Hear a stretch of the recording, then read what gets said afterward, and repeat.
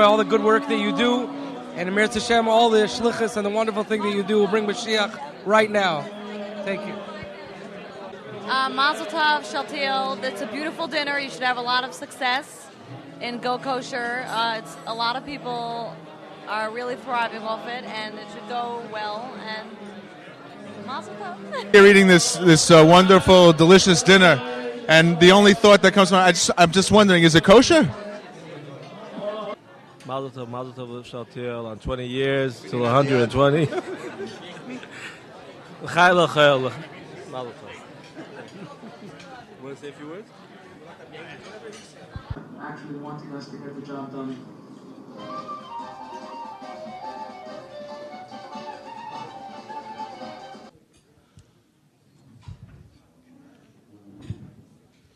Dear friends, ladies and gentlemen,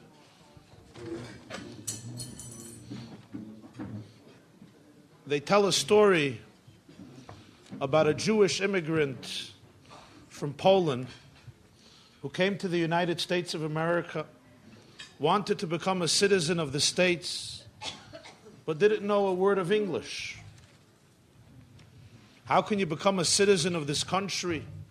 You have to go through an interview, display some basic knowledge, some basic facts of our past. But this Jew, whose name was Moshe Weiss, didn't know a single word of English. So he asks his friend, "Was Titman, what do I do?" His friend says, "I'll set you up with an old clerk who has been asking the same 5 questions for the last 50 years. You don't have to understand a word of English. All you have to do is memorize 5 responses in English and recite them, and you'll pass with flying colors." What are his 5 questions? His first question is always, "What is your name?" You hear question number 1, you'll say Moshe Weiss. His second question always is, "How many children do you have?" When you hear that, you don't have to understand. You hear number 2, you say 5 children.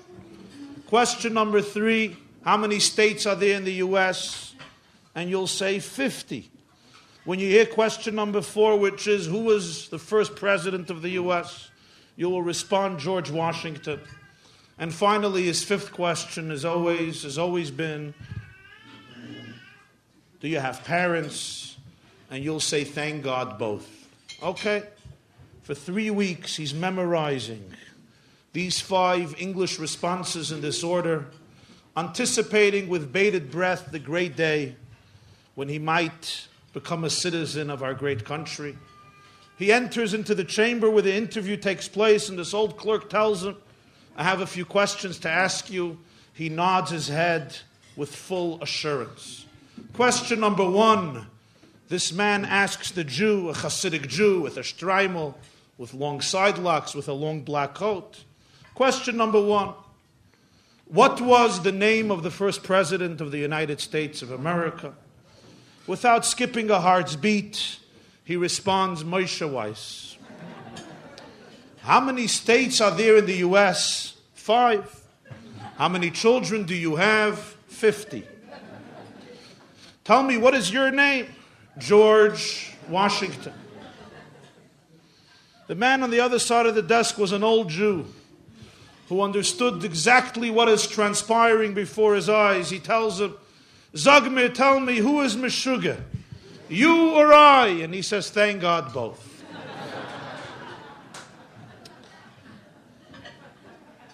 The moral of this anecdote is, of course, you can memorize lines and master techniques in life, but if you do not possess an inner understanding of the subject at hand, you will get stuck at some point. And one of the great techniques and rituals that has often gotten a bad rap, especially in our generation, is kosher, going kosher. Of course, there are many lines and many techniques. This is kosher, this is not kosher, but often they seem like merely lines and techniques, lacking an appreciation for the inner soul behind behind kashrut. Some people have associated it with the Jewish obsession with health. Since the Bible claims that clean kosher animals are healthier than non-kosher animals, and you know Jews are notorious for being very healthy, which is why you will never find at a Jewish meal any kishka, any schmaltz, any kugel, anything made with oil, any fats, any cholent, any carbs. These are classical Gentile foods. We Jews eat only sushi and Chinese. Also extremely healthy. So kosher is part of that. I was in a Jewish restaurant the other day. The waiter is walking around and asking every table one question. Is anything all right? Jews have a long, complicated history with food, there's no question. Some people argue that over the centuries, Jews at every meal, since they did not know where they're going to get their next meal from, because between breakfast and lunch they might be exiled of the country. So usually the discussion at every meal is, by lunch, what are we eating for dinner? And where? Even here in the democratic United States, it still remains the holy Kabbalistic Jewish custom that at every meal we discuss where and what we're going to have for the next meal, especially when we're on vacation. If you have ever had the bad mazel of going with Jews on vacation, which I don't recommend because they don't know how to relax. Whether you want to call them neurotic, psychotic, or I call them psychiatrists, but they don't know how to relax. The neurotic, you want to know what it means. Okay, the neurotic is the guy who builds castles in the air. The psychotic is the guy who lives in the castles. The psychiatrist is the guy who collects the rent from both. The Jews, okay, the Jews are a very restless people. I don't have anything against Jews. My mother is Jewish. But they're still a very, very restless people. It's a fact. You remember Tower Ear, Olav Shalom? Anybody? Tower Ear? He's Gadal, they're gone, but they used to be around. Tower Ear, it was an airline. It was an airline. But it's a blessed memory. At New Year's, if you were ever on a Tower Ear at New Year's season, the captain always made the same announcement. To all those who are sitting, Happy New Year's. To all those who are standing, Happy Chanukah. It's very hard for Jews to sit on an airplane. They don't like sitting. That's why I don't like traveling with Jews. I like traveling with Gentiles. Gentiles come 4 hours before the flight. They sit in their seat like Marines, like Menschen. They're civilized, they're behaved. They sit in one seat and they wait for the plane to take off next day. You ever went with Jews? Jews, they all come the last minute.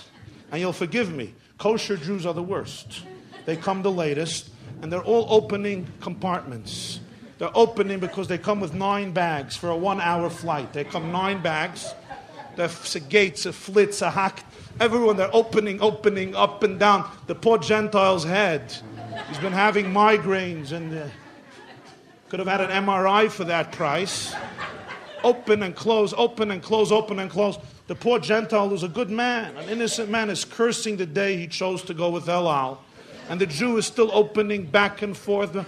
Finally, after 40 minutes, they find him a place and he sits down. And the flight attendant, who has lost all of her patience, comes over and says, "Please fasten your seatbelt. The whole plane is waiting for you." And he turns to his wife. She's a Nazi. The Holocaust will not happen again. I will not fasten my seatbelt. They will not tell Jews what to do. Finally, when he sits down already, he gets up because he forgot his food. And the plane may get stuck on the runway. And the worst thing is he knows he's without food. They all come with food. They're going to Montreal.